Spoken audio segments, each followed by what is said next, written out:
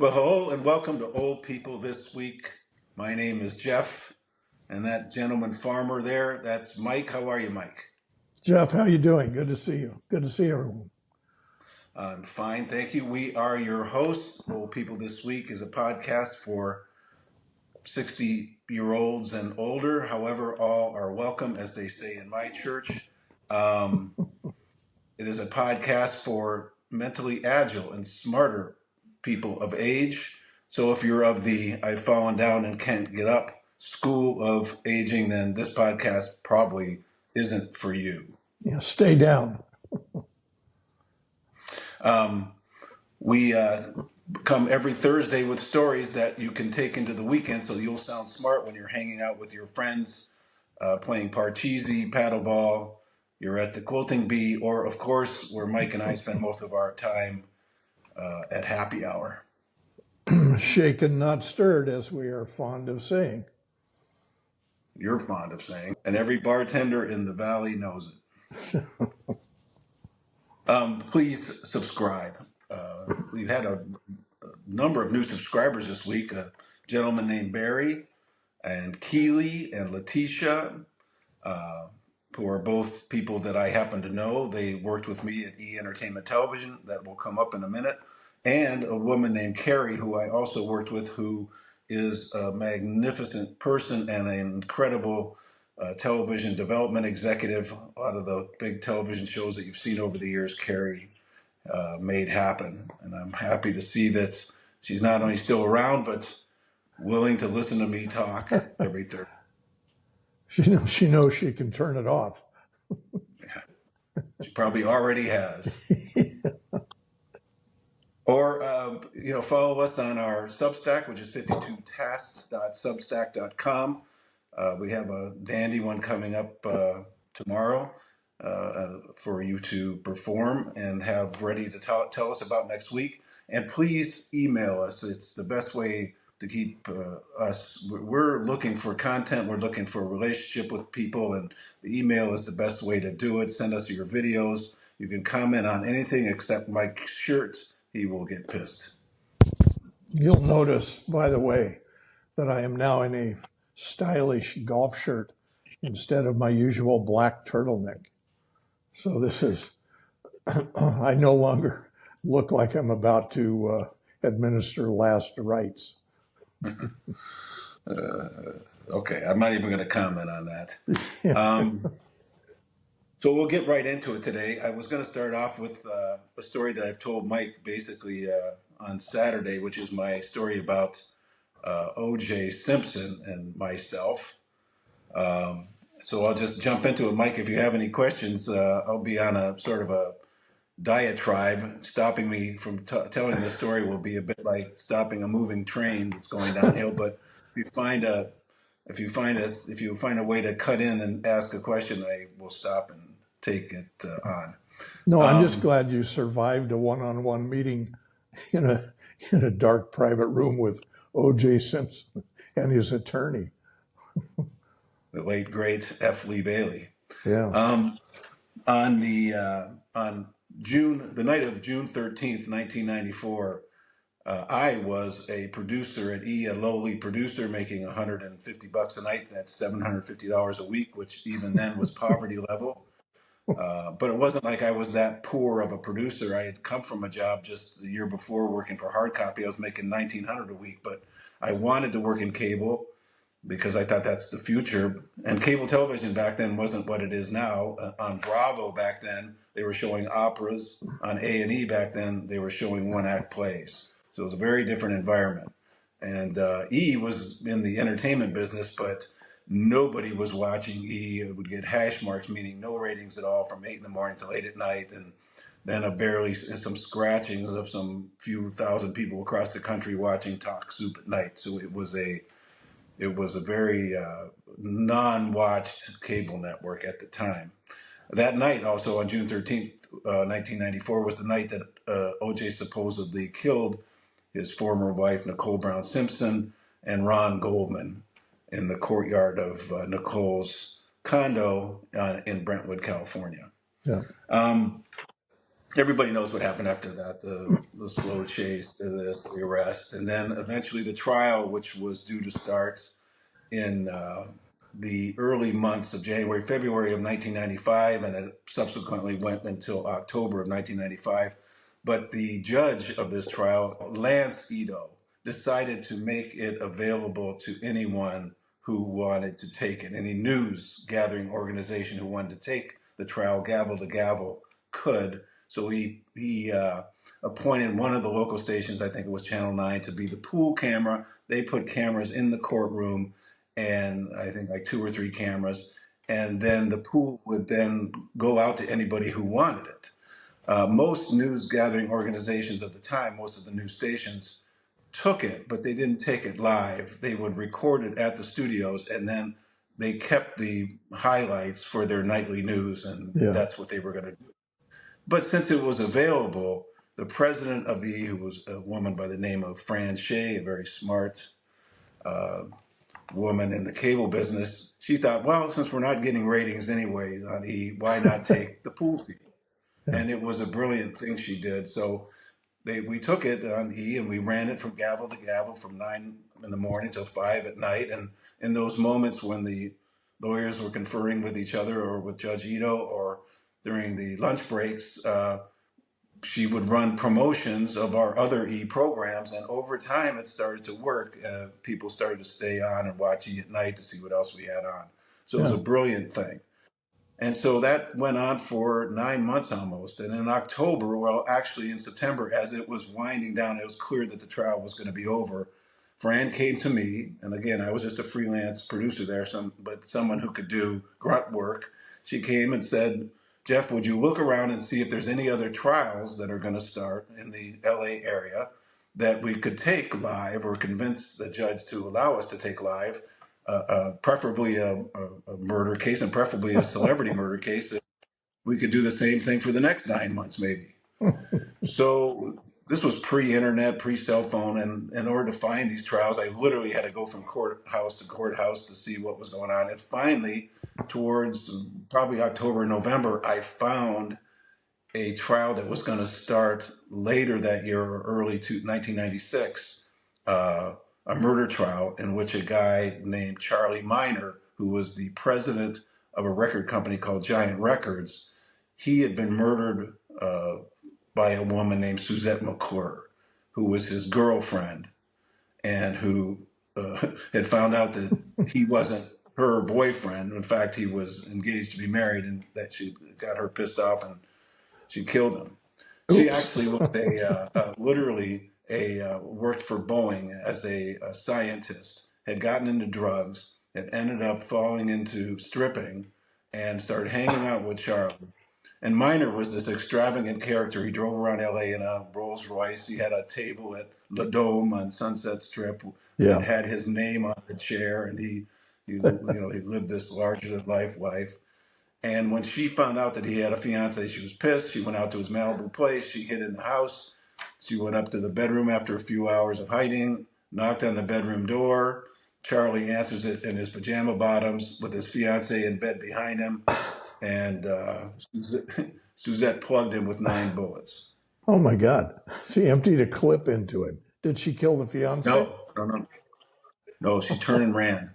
And she would never have gotten caught because people didn't know anything about her. But she had left her fanny pack on the premises that had her identification in it.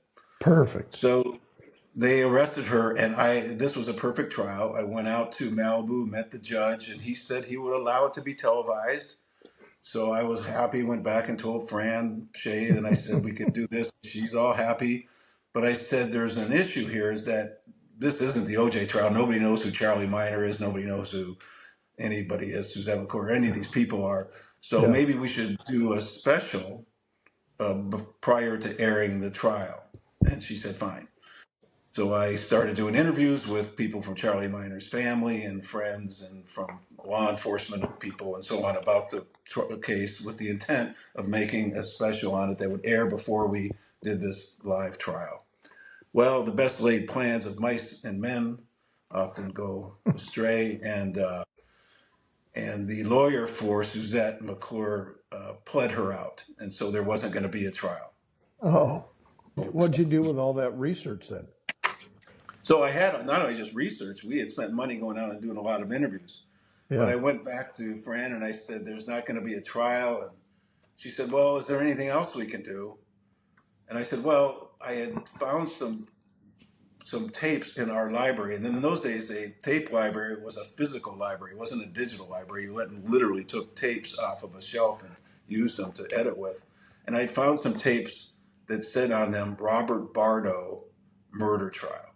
Now, Robert Bardo is this nutcase from Arizona who had been stalking a teenage star by the name of Rebecca Schaefer, who was on a TV show at the time called My Sister Sam with Pam Dauber, who went on Dauber. later to star in that series with Robin Yeah, Williams. So this Bardo character was stalking Schaefer forever for months, and the studio knew about it. Only they didn't bother to tell her. Nobody told her. great. And I've mentioned this before. In those days, you could go to a DMV in Los Angeles or in California and go up to the DMV and ask for somebody's address, and they'd give it to you And they give it because to you, yeah. it was a public record. So he got her address from there. And anyways, long story short, Bardo went to Schaefer's apartment in Los Angeles, knocked on the door. She answered it, and like Suzette McClure, Bardo shot Ms. Schaefer a bunch of the times, and she passed away. And then he was on trial. So I went back to Fran and I said, "This is a really cool story. It involves a lot Yeah, of issues that are coming up now that are becoming important um, in terms of stalking. And so let me do this." So Fran said, "Okay." I spent the next 3 months in an edit bay putting together a documentary on the murder of Rebecca Schaefer, and I did reenactments, which were corny as hell, but they did the job. And so a bunch of footage that I found, some archival footage, and interviews with all the people who were willing to talk to us. Put it together into a 2 hour long special, and it aired in March of 1996, and was a huge success for for the network. And so they were like, "Whoa, we need more of these." So when I started thinking about who could I do, what would I do for more of these? Of course, I thought about OJ. yeah. That leads me back to this beginning of this. I went and I found F. Lee Bailey, who was OJ's attorney. He had been through the trial and he stayed on as OJ's attorney, and had dinner with him and convinced him over time to allow me to interview OJ. And we met, and here I have this picture of me with OJ and at the Shutters Hotel in Santa Monica, and I did the interview. My recollection of OJ when he came in, you talked about being in a dark room with him. Yes, he's a big guy, and he had the biggest head I've ever seen. A big cork, I call it. A big, like a head like the size of two basketballs. Big, big head. And what I remember about the interview was is that I talked to him for some time, and actually, I've always said it's the longest interview ever done with OJ about the murders. It was an hour and a half, and I can tell you after doing that interview, I honestly don't think that he thinks he killed anybody, though I do think he killed them. And Yeah, I think that the cognitive break was so severe that if I had showed him videotape of him killing Ron Goldman, I don't think he would have admitted to it. recognized himself. Yeah, I think something broke inside of him. He just couldn't, or he told the lie so many times that he just couldn't. He couldn't. There was never the truth was never going to come out of his mouth. yeah. In that picture, by the way, you're the guy on the left with the dark hair. Yeah, Back when you had dark hair. back when I had dark hair, I still have that same shirt, by the way. I looked at that shirt. I went, I still have that thing in the closet. That just shows you how much. I'm not a hoarder, but I'm not a closed horse either. So I have stuff that hangs around forever. But to a point of pride on that shirt is I can still fit into it. So that's the thing. Quit bragging. Yeah. Well, that's my OJ story. Now I wanted to ask you a quick question. What is a part-timer, by the way? You use that Part-time in. Yeah. part-timers is It's an early stage of Alzheimer's. It's when you can remember a few things, but you haven't completely lost touch with reality. You know, it's like you walk into a room and you forget why you forget what you went in for, Yeah. and it happens. Well, I mean, yeah. it's part of this wonderful process we call aging. Yeah. I'm only sitting in front of this camera because it took me 3 trips into the room to remember what I was doing here. Yeah. And here I am staring at you. Yeah. All right, So, part-timers. Now I know what it is. So yeah, we're gonna own that word, and anything we do now that we can explain away, we're just gonna tell our wives or the viewers here as well. Just blame it on part-timers. part-timers. Yeah.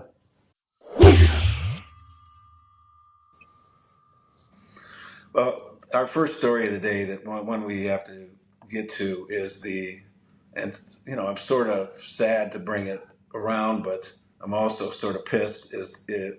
Gary Turner, the Golden Bachelor, and Teresa Nist, call it quits after 3 months of marriage. Yeah. What a joke. You can't really call it a divorce when you can't really call it a marriage. A marriage. Yeah, because you can't. What you have to go back to is you can't really call it any kind of even a relationship, because generally speaking, and I mean generally, but in most cases, people come together, they date for a long time, and they date solely for a long time, mutually. Yeah. Yeah. And then they go into a state, then they go into having an engagement period. And then there's the wedding, and then you see what happens. But there was none of that in this case. There was no monogamous dating. There was him knocking boots with, 2 or 3 other women down in Costa Rica. Yeah. They were they put them together for a very short period of time, like 3 months to tape this thing. And you can imagine the pressure on him when he's got producers coming up to him and saying, "Oh, Gary, on today's episode, you're going to eliminate, 5 women." Yeah. And here's the script. And here's the script. And then say he eliminated somebody. It's not like he can go back and say, "Hey, bring her back." I kind of made a mistake. I want to see where I could go with her. No, she's gone. She's flown back to wherever, and you're out here. You're left with these other women. Yeah, it wasn't a relationship. It was a phony thing set up from the beginning, and Yeah. that's okay because it's a television show. But they shouldn't have pushed the marriage aspect of it. They should have just said they're together, and then let's wait and see what happens. But maybe Gary got crazy, or Teresa got crazy, and they said, "Oh yeah, let's get married. Let's do this. Let's." And ABC's behind him, throwing him money and saying we can do a huge national special on, and just after this, after the first of the year, and we'll make you superstars. And Yeah. Well, and it's even more maddening when you uh, when you see that horrible hand holding separation video they did, where they were explaining that they just couldn't find a house together, so they decided to get divorced. that's a Yeah, lie. yeah, That's a lie. please. And then you remember during the show, once he asked her to marry him, part of that lead up to that was he asked her, he says, are you going to be okay moving in with me or whatever? And she said, I'm ready tomorrow. I'm there. Yeah, I was ready. It just, I was ready. That tomorrow just, never came. yeah, please. She woke up the next day and said, "I'm not moving to Indiana and leaving my family and my job and so on." And he wasn't going to leave his family. He's not leaving Indiana, go down to New Jersey. And it was just, I feel bad for him. I know they had feelings for each other, but I just think the whole thing was just poorly set up, and it sort of left a bad taste in my mouth about it. People I've talked to, including my wife, they don't want to watch The Bachelor or The Bachelorette again, Golden or not, Well, because they just think it's too phony.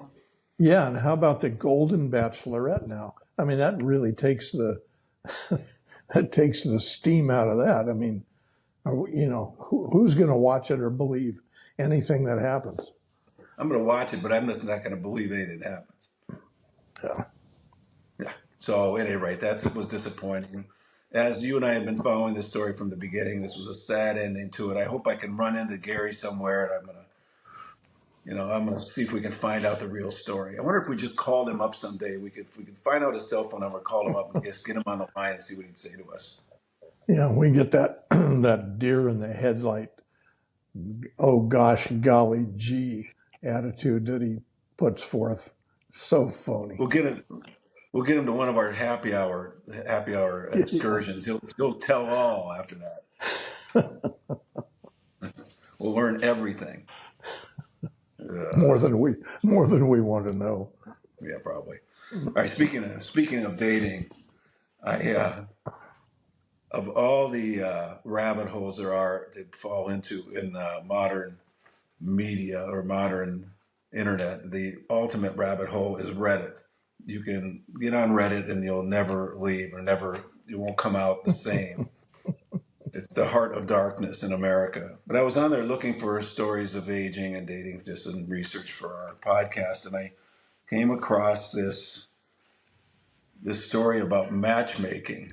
Um, it was called Matchmaker. I'll sing a little bit for you. No. Matchmaker, make Yeah, no, me a please. match. Find Please, me a please fine no. Please no. catch. All right. Boy, oh boy. I came across a woman who'd written a letter, written a little Reddit article about her situation. She said, I will be 70 soon. I lost my boyfriend of 16 years almost 3 years ago. So in her early 50s, she'd met someone, she dated him for 16 years, and they passed away. So now she's 70, and she says, I would really like to get in a relationship again, but I don't know where to meet anyone. I don't go to church or bars. I recently moved into a mobile home park, and I walk around hoping to meet someone. That's not healthy, by the way, walking around a mobile home or park and looking to meet someone. No. I'm always trying to make eye contact with men in the store, smile and say hi. I usually get zero response. I'm wondering if it's a problem other single women my age have. I love your thoughts. This is my first post on Reddit, she said, and I hope I have done this correctly. One of the people who answered her said, well, I'm a 58-year-old female, and I assure you it's nothing personal. It's just that we become invisible after a certain age.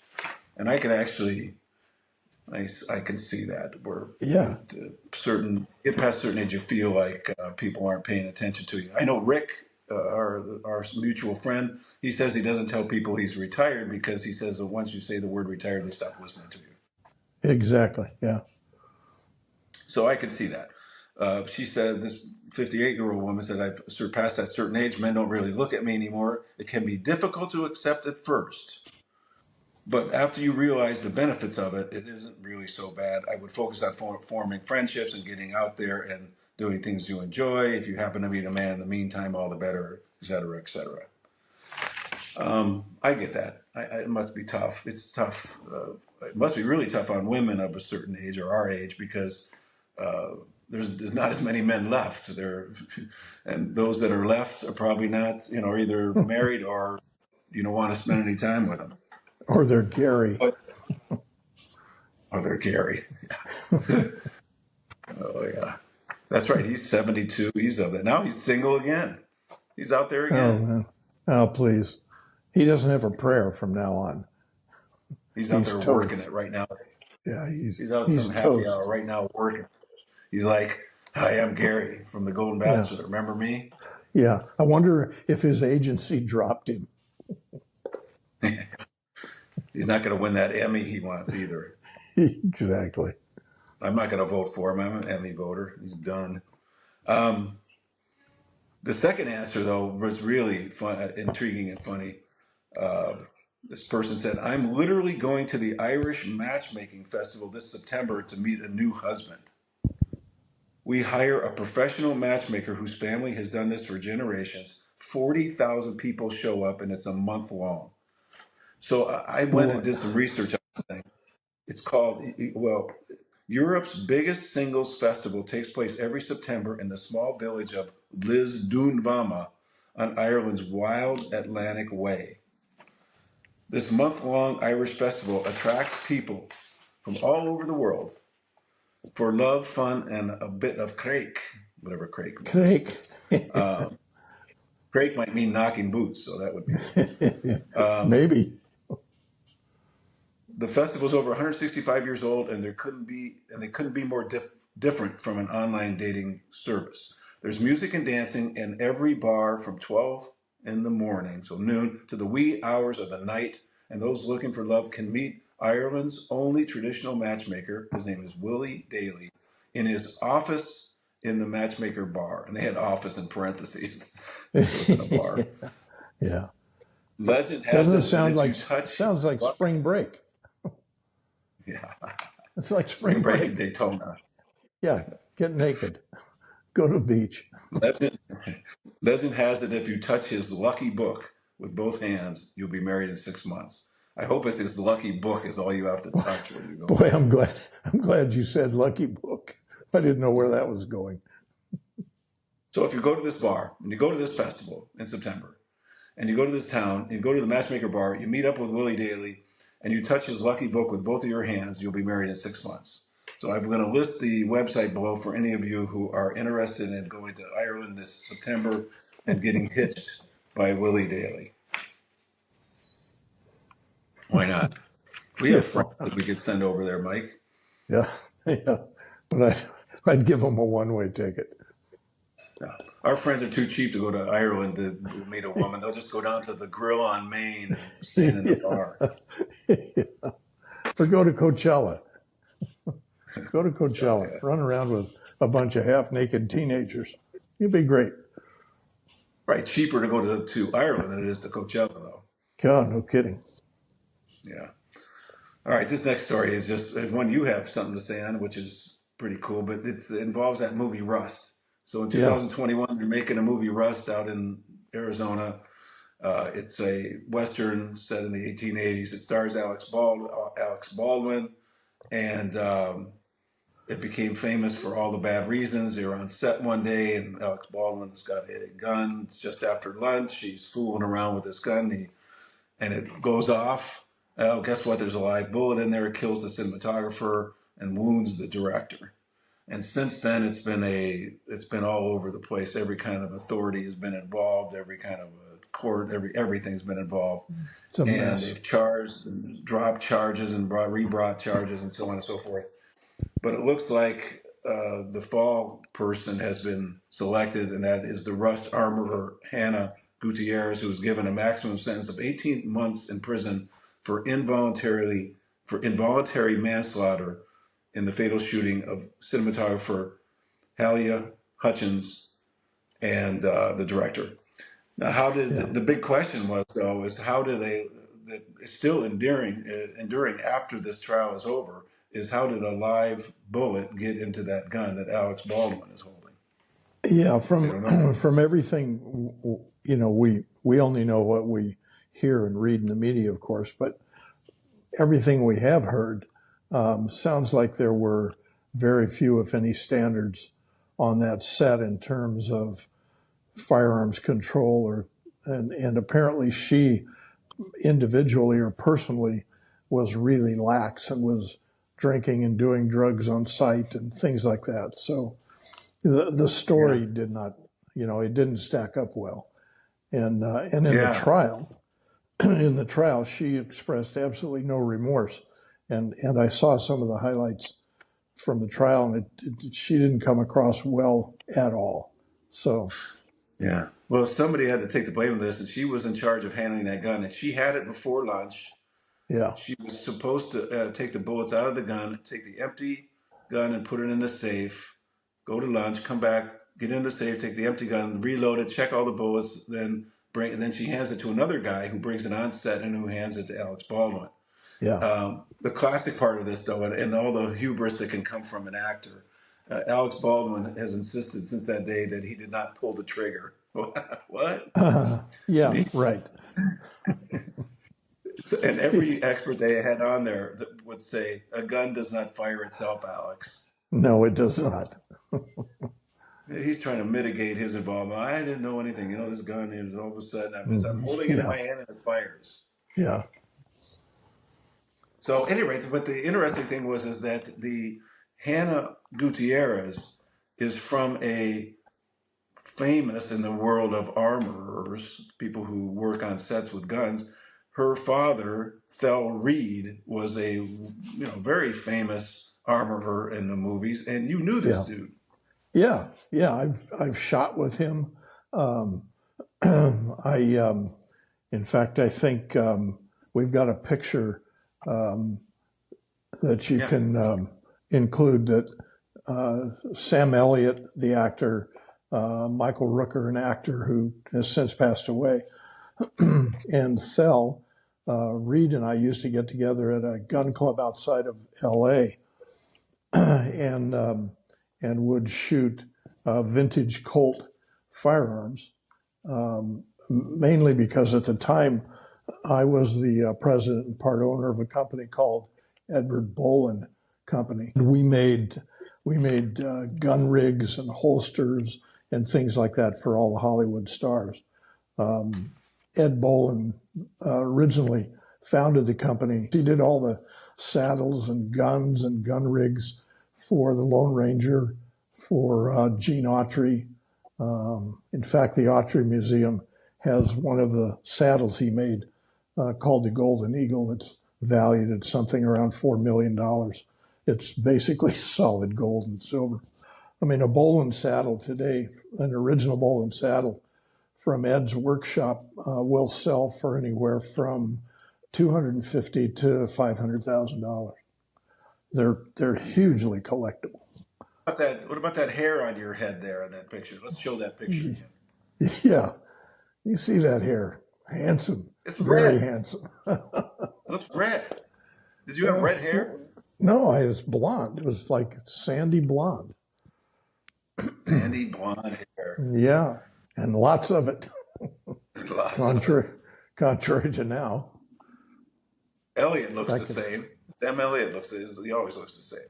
yeah, his hair pissed me off. He had more hair than three people needed. Still does. Still does. I know he's got more hair in his mustache than most people have. Oh yeah, yeah, He's got that one. You see him nowadays. He's got this walrus mustache. It's huge. yeah. Exactly. Very nice guy, by the way. Still lives in Malibu. He's married to Catherine Ross God, from Catherine Ross. yeah. With Remember her, the Sundance. actress? Yeah, Yeah. Holy yeah. shit! I didn't know that. Incredible. Oh yeah. They've been married for years. But Catherine Ross was a big star back in the Oh, day. big deal. Yeah. Butch and Butch Sundance, man. Cassidy. Yeah. Yeah. Remember riding that scene? Riding on the handlebars of the bicycle? Raindrops keep falling on. Yeah, no, please don't sing. Don't sing. I can sing any song from any movie. All right, let's move on here. I have a note to tell you about my creepy chicken story. You know what that is? I have no idea. All right. So I around the house, I'm talking to my wife about just in one hunk of time, like a 2 hour period. We're trying to decide what to have to dinner, and she said I can pick up a pre-cooked chicken from it turned out to be from Sprouts, but one of those chickens you go in and they're already Yeah. pre-done. They're in that little. But I said, okay, well that sounds good. Why don't you get this with that? Okay, let's go. So she leaves to go get the chicken. I go sit down on the computer, and what comes up when I go up on my, I get on Google, but advertisements for prepackaged chicken. So Chicken. something in the house is listening to me, Yeah. That and is I'm trying to. creepy. It is creepy. So I'm trying to figure this out, and by the way, I found out that A, it could be from your iPhone, or B, it could be from your Alexa. Yeah. So I've been going around the house now trying to figure out. I've been careful what I say. I'm talking hushed breaths. Yeah. Except for this podcast, this whole thing could be televised somewhere else now. Who knows who's picking this thing up? Yeah. We're famous in Hey, Peru by now. well, tell you. By the way, Peru, subscribe. Yeah. Don't just listen. Yeah. All right. All right, here we go. The cruise ship secrets. There's 5 cruise ship secrets because people our age like going on cruises. Not me, by the way. I'm not going on a ship with a bunch No, of I'm not either. thousands of people. No, get But I trapped on love there, this. diseases, and have your wife get pissed off you and throw you overboard. No thing. So here's the secrets. Number 1, there's a morgue on board of every ship. In case you're not thrown overboard and your wife just decides to clobber you and kill you, they have a morgue there to put your body in until you get to shore. Number 2, this probably isn't much of a secret, but there's a jail. So if Yeah. you get too rowdy, you have too many free drinks, you have, you get too crazy, you go nuts. They throw you in a brig, which is they describe it doesn't have bars, it doesn't look like a jail, but it's a room they can lock you up in. All right. Number three, ships don't have a deck 13 because of bad luck.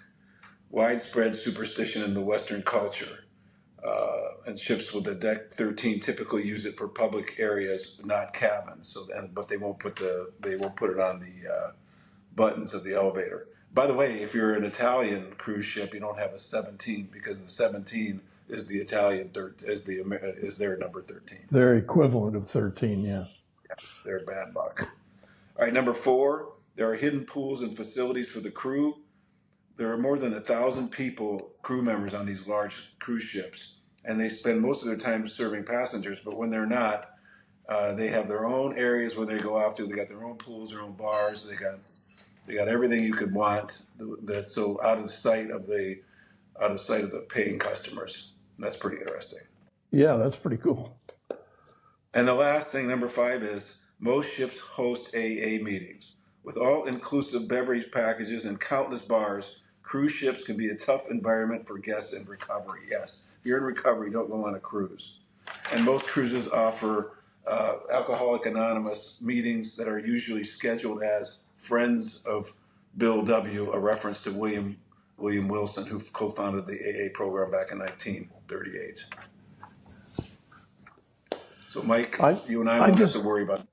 No, you will not catch either one of us on a cruise ship.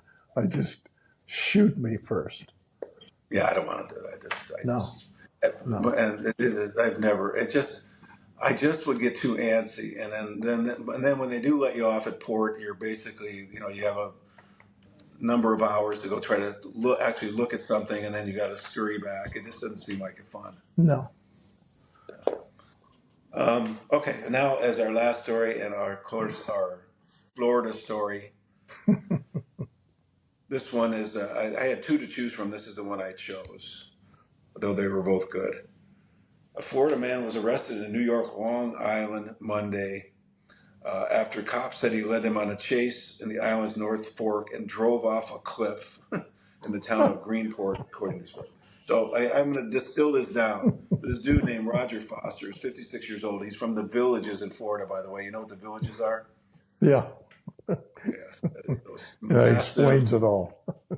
Where there's 150,000 people driving around in golf carts, and they're all it's just a clone-ish kind of Stepford Wives place. So down in there in the middle of Florida, he has an ex-wife who he's pissed at, and he can't just leave it go and stay in Florida. But he follows her up to Long Island, where she works at the municipal building in this town of Southport. So he drives all the way up there, and he finds where she's working, and he slips over there and he slashes her tires. So he drives 1,000 miles to slash his wife's tires, and then busted, he takes off driving away. The cops chase him. They use everything they have: cop cars, helicopters, boats, everything. They chase him, and he goes all the way up 30 miles up to another town, and then he pulls a U-turn, and he drives all 30 miles back with everybody chasing him, like the Keystone Cops. Everybody's going nuts. He drives all the way back, and then he gets, where's the rest of this? During the hour-long chase, cops say Foster ignored an end-of-the-road barrier and drove his car off a cliff in Greenport and landed in the Long Island Sound. The cops is quoted as saying, he drove through the guardrail and ended up off the cliff and bounced off the beach and into the Long Island Sound, said the chief Flatley.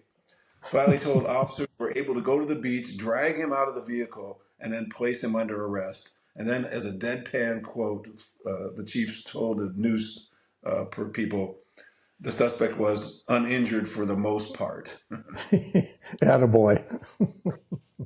So that's our Florida story of the day. The guy who's so pissed at his ex-wife, he drives 1,000 miles just to slash her tire. Slash her tire. and then drives over a cliff, lands in the Long Island Sound, and now is in jail for it. You No. can't make that stuff up. This reminds me, though, of a story that I've talked to you about. I've never used on this show because it's so wacky.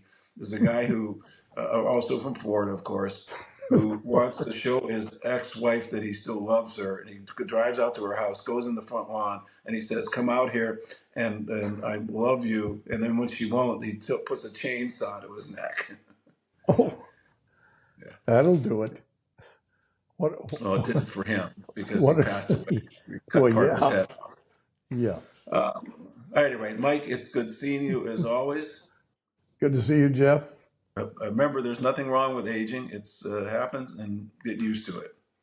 It's hard work, but it's worth it. And remember, if you subscribe, I will come to your house if you pay my airfare and perform a routine household chore of your choice. You'll bring him a casserole. It might not be any good, but you'll cook. Yeah, funeral And potatoes. yeah, remember to check out our task at 52task.substack.com and subscribe and send us an email to oldpeoplethisweek@gmail.com. That's all for today. Adios, amigo. Adios.